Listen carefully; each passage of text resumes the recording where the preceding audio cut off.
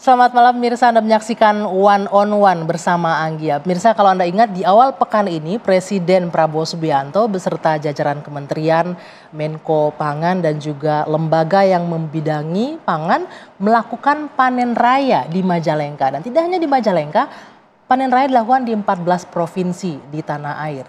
Dan ini banyak yang menyebutkan Indonesia sudah mulai menatap swasembada pangan. Benarkah demikian? Kita akan bahas malam hari ini. Namun di tengah kabar gembira ini, kita juga sama-sama tahu kondisi ekonomi global sedang panas-panasnya. Apalagi perang dagang antara Amerika dan China semakin meruncing pasca Presiden Trump menaikkan tarif impor untuk China. Dan ini juga terjadi untuk Indonesia, 32% tarif impor yang diberlakukan untuk Indonesia. Bagaimana Indonesia bisa melihat ancaman ini sebagai peluang? Saya akan berbincang langsung dengan Menteri Koordinator Pangan Republik Indonesia, Zulkifli Haslan. Selamat malam Pak Menko. Malam Anggia, lama nggak jumpa, gimana kabar? Iya Pak Menko, Alhamdulillah. Pak Menko gimana, sehat? Baik, Alhamdulillah. Wah, ini saya lihat semakin sibuk, karena di bawah Menko Pangan ini banyak sekali ternyata ya, kementerian dan lembaganya. Pak Presiden itu memang luar biasa, karena rupanya hambatan utama kita itu aturan-aturan yang ruwet. Ya, sekarang birokrasi yang rumit gitu ya. Tumbang tindih, makanya perlu ada koordinasi. Dengan koordinasi itu biasanya bisa mengambil keputusan-keputusan cepat dan itu terjadi. Iya, itu nanti akan kita bahas Pak Menko. Tapi yang paling menarik sekarang ini yang lagi ramai dan sedang hangat, soal tarifnya Presiden Trump. Kita tahu nih Cina balas-balasan dengan Amerika ya Pak Menko ya.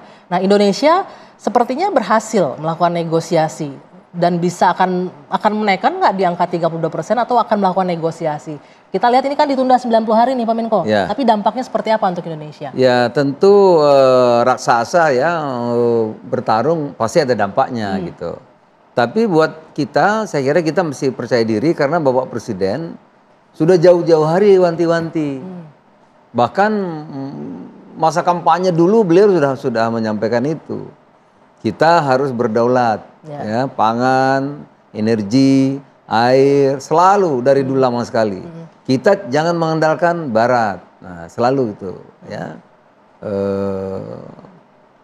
Beliau sampaikan kepada kita mulai dulu, apalagi sekarang beliau sebagai presiden, ya. Dan semua kebijakan-kebijakan itu ternyata terjadi gitu ya. Begitu beliau presiden dan ini terjadi. Apa misalnya yang diwujudkan berhasil di masa pemerintahan Pak Presiden? Kesiapannya satu prioritas utama, top priority harus swasembada pangan. Ya kan? Tidak boleh tawar-tawar. Ya kan? 4 tahun. Maju lagi 3 tahun. Maju lagi 2 tahun gitu. Karena kerja keras semua pihak dan dukungan yang luar biasa dari Bapak Presiden, Anggi. Kemarin kita sudah panen raya di Majalengka, itu simbolik saja. Karena memang Januari kita naik produksi padi, naik hampir berapa ya? Hampir 50%, Februari naik 50%, Maret naik 40% sekian gitu ya. Jadi kelihatan sekali itu hasil kerja. Nah, puncak panen raya itu di Maret dan April. Maret, April. Tapi Maret kita puasa dan Lebaran. Kemudian April kemarin baru dicanangkan panen raya serentak. Gitu. Sudah BPS melakukan data pendataan dari data BPS, bukan dari kami. Itu nanti produksi kita Januari sampai April akhir diperkirakan 13,9 juta setara beras. Artinya sudah melebihi kebutuhan nasional. 13,9 juta setara beras. Kebutuhan yang kita makan rata-rata 2,6 juta satu bulan. Berarti kalau 4 bulan 10,4 juta. Artinya ada surplus. Produksi kita 13,9 juta. Berarti kita akan surplus 3,5 juta ton. Nah, Bulog yang dibeli Bulog aja, Bulog kan sebagian dibeli oleh pasar. Bulog sudah membeli kemarin tanggal 10 itu sudah 800.000. Nah, diperkirakan sampai akhir April Bulog bisa membeli 1,5 juta ton. Kalau itu berhasil, apalagi sampai 2 juta, ya, Maka sampai tahun 2026 kita nggak akan impor beras lagi. Sudah swasembada pangan. Boleh ya, kalau ada yang bilang, oh ini Indonesia sudah menatap swasembada pangan. Oh bukan boleh lagi, nggak impor lagi ya swasembada. Udah dijamin impor itu 10% aja sudah swasembada, apalagi ini nggak impor. Nggak impor sama sekali. Iya, lama-lama kita jadi lumbung pangan. Jangan nggak percaya, insya Allah bisa. Nah, berkaitan dengan ini juga janjinya Pak Presiden ini Pak Menko. Iya, bahwa karena dukungan Presiden luar biasa. Menyerap harga gabah dengan harga yang bagus di angka 6.500. Ya, itu juga itu bisa direalisasi dalam artian benar-benar bisa menguntungkan petani, bukan lagi para pengepul yang diuntungkan. Iya, itu tidak mudah. Karena ada tengkulak, ada apa namanya, ada penggilingan padi, ada bulog, ya banyak sekali hal. Dan selalu selama 28 tahun kebijakan-kebijakan itu ideal, tapi tidak ideal itu banyak merugikan petani. Sehingga petani kita sebetulnya 28 tahun itu pihak yang paling dirugikan. Nggak sejahtera kalau kita bicara petani. Dari petani yang punya sawah, punya kebun, 70% berubah menjadi buruh tani. Oleh karena itu, visinya, kebijakannya kita rubah. Ya, ini yang kadang-kadang susah dimengerti oleh teman-teman yang lain.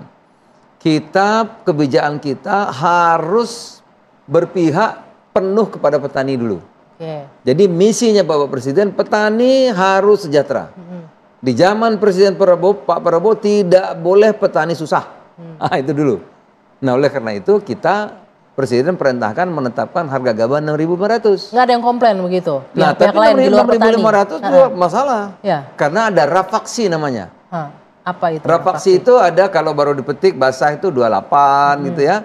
Ada kering sedikit dijemur mungkin jadi 20. Nanti kalau jemur keringannya lagi pakai alat itu silo mungkin sampai 14. Menyusut lagi. Jadi pengamat-pengamat bilang harus ada refaksi, harus ada aturan gitu. Nah, yang 6.500 yang rapaksinya 14 gitu, yang 14. Petani bisa bikin berapa? Saya tanya, 28. Nah, semangatnya kita harus 6.500 diterima petani. Saya bilang waktu rapat ya, kalau begitu kita beli 6.500 yang bisa dikerjakan petani rafaksi 28. Ya. Nah, kalau dikeringkan ada harga lebih bagus silahkan saja. Tapi minimal petani harus terima 6.500. Dan sekarang betul seluruh Indonesia saya kira 99% sudah menerima 6.500. Nggak ada yang heavy. Pengawasannya Pak Menko, pengawasan bahwa ini akan dijamin pemerintah nggak hanya sekedar seremonial kemarin aja membeli dan menyerap dengan harga 6.500, bahwa ini akan continue berlangsung seperti langsung terus. Ada impres yang sudah lahir impres nomor 6 mengenai gabah. Gabah 6.500 diterima petani. Jadi penggiling padi biasanya kalau Bulog yang beli ya kan, padi dibayar 6.500, masuk ke penggilingan padi, ongkosnya 1.000 per 1 kilo beras. Tambah lagi ongkos angkut ya kan. Memang nanti Bulog belinya jatuhnya harganya tinggi. Tapi tidak apa-apa. Nanti Bulog jual berasnya misalnya dihitung 12.000 atau 13.000 ya. Kosnya Bulog jualnya 11.000. Rugi 2.000, itulah subsidi pemerintah. Ditanggung oleh pemerintah ya. Iya, 2.000 kalau sejuta 2 triliun. Ya. Mau dibanding bansos, dibanding subsidi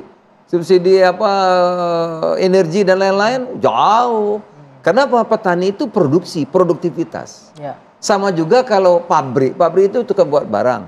Yang buat kita makan tuh namanya petani, karena dia produksi. Dialah yang memproduksi untuk kita menuju suatu pangan. Jadi kalau nggak sehat, itu yang harus diproteksi kan kata Presiden ya. Itu yang harus dilindungi. Jadi harus yang produksi ini dibela. Gitu. Pak Menko, ini kan semangatnya swasembada. Kita beras sudah boleh nih angkat topi nih bergembira. Kita sudah swasembada untuk beras. Apalagi target produk pangan kita yang untuk bisa swasembada. Tapi nanti dijawab nanti. Dan bagaimana caranya untuk bisa swasembada? Usai jeda, One on One bersama Anggi akan kembali untuk Anda.